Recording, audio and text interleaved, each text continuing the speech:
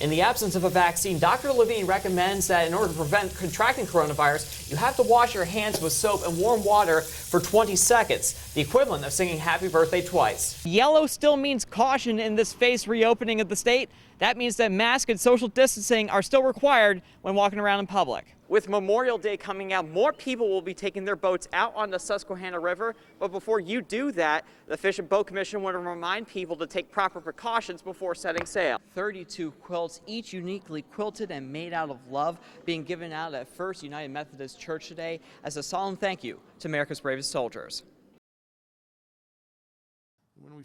Governor Wolf announced these 5 central PA counties can begin moving to the yellow phase. In this phase, most retail will be allowed to reopen, but with certain rules. Curbside pickup is still preferred by the Department of Health, but shops can welcome in guests so long as they maintain social distancing, mask, and cleaning guidelines. Childcare as well as pet grooming are permitted to reopen, but again, with some caution. It is not the time to stop our efforts.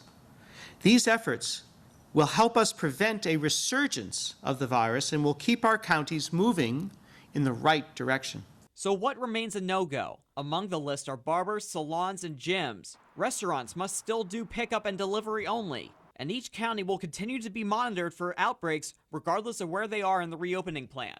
This virus has not been eradicated from these counties, and we are continuing to closely monitor new case counts. Along the rolling hills of Adams County sits one of the most iconic sites in American history, the Gettysburg Battlefield. This is hallowed ground, man. This is hallowed ground. 53,000 people died here in 3 days. Just feet from the battlefield, a piece of history is for sale at Air Chris Souvenir Shop. From Confederate flags to figurines, everything is available, and that's not about to change. The sales on Confederate flags has been through the roof.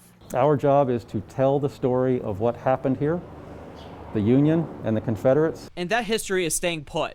Between 15 to 20 monuments dedicated to Confederate soldiers and units are scattered across the battlefield.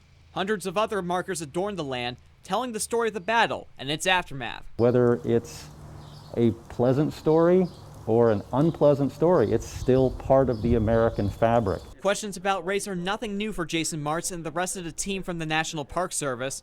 However, their goal has always remained the same, giving an accurate account of the bloodiest battle of the Civil War. That's what our job is to tell that story, the good, the bad, and the ugly, because that's all to some degree still happening. Because if you don't know your history, you're doomed to repeat it.